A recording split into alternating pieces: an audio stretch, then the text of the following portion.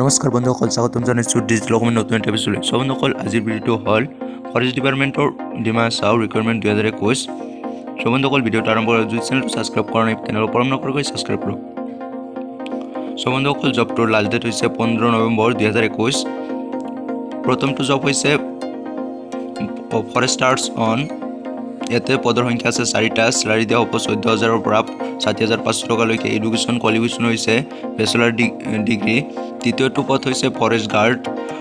ইয়াত total vacancy আছে 16টা। ইয়াৰ education qualification আগৰ দৰেই আৰু পে স্কেলটো আগৰটোৰ দৰে একেই। এডুকেশ্যন কোৱালিফিকেশ্যন হৈছে 10+2। 3 নম্বৰ পদটো হৈছে জুনিয়ৰ এছিষ্টেণ্ট। ইয়াত পদৰ সংখ্যা 3টা। এডুকেশ্যন পে স্কেলটো আগৰ দৰে। Education qualification bachelor degree. 4 number পদটো হৈছে ড্ৰাফটছমেন। ইয়াত পদৰ সংখ্যা 1টা আৰু পে স্কেল ছেম।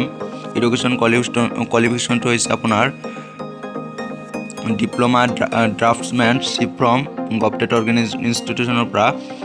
5 নম্বৰ পদটো হৈছে অফিচ পিয়ন। ইয়াত পদৰ সংখ্যা 3টা। পে স্কেলটো হৈছে 12,000-ৰ পৰা 52,000 টকালৈকে। Education qualification 8+। 6 নম্বৰ পদটো হৈছে চকীদাৰৰ। ইয়াত পদৰ সংখ্যা 2টা। পে স্কেলটো 12,000-ৰ পৰা 52,000 টকালৈকে। Education qualification 8+। 7 নম্বৰ পদটো হৈছে চেইনমেন।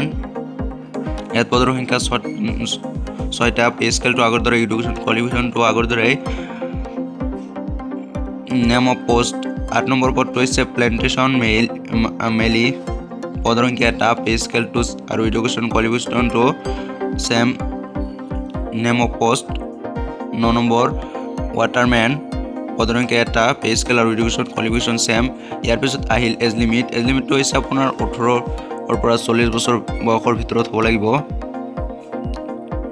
Relations up to 5 years in case of ST and SC candidate. 3 বছৰ ৰেহাই দিয়া হ'ব OBC MOBC বাবে আৰু 2 বছৰ দিয়া হ'ব এক্স ছাৰ্ভিচমেন এণ্ড 10 years।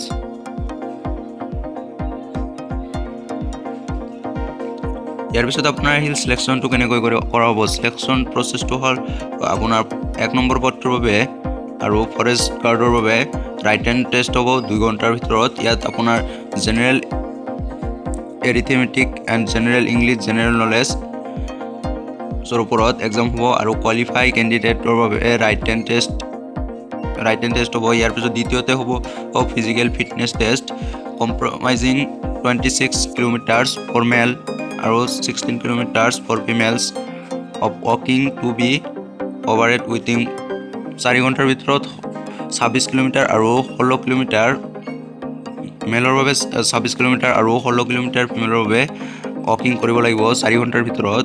ইয়াৰ পিছত আহিব অৰেল টেষ্ট। তাৰপিছত আপুনি গ্ৰেড 3 বাবে কোৱালিফাইড হ'ব। ইয়াৰ পিছত আহিল দ্বিতীয়তে জুনিয়ৰ এছিষ্টেণ্টৰ বাবে ৰাইটেন টেষ্টটো সেই আগৰ দৰেই। 3 নম্বৰ পদটো ড্ৰাফটমেনৰ বাবে জেনেৰেল মেথমেটিক্স ড্ৰয়িং মেনচুৰেশ্যন। 4 নম্বৰত আহিল পিয়ন চকীদাৰ চেইনমেন প্লেণ্টেশ্যন মেলি ৱাটাৰমেনৰ বাবে অৰেল টেষ্ট অনলি।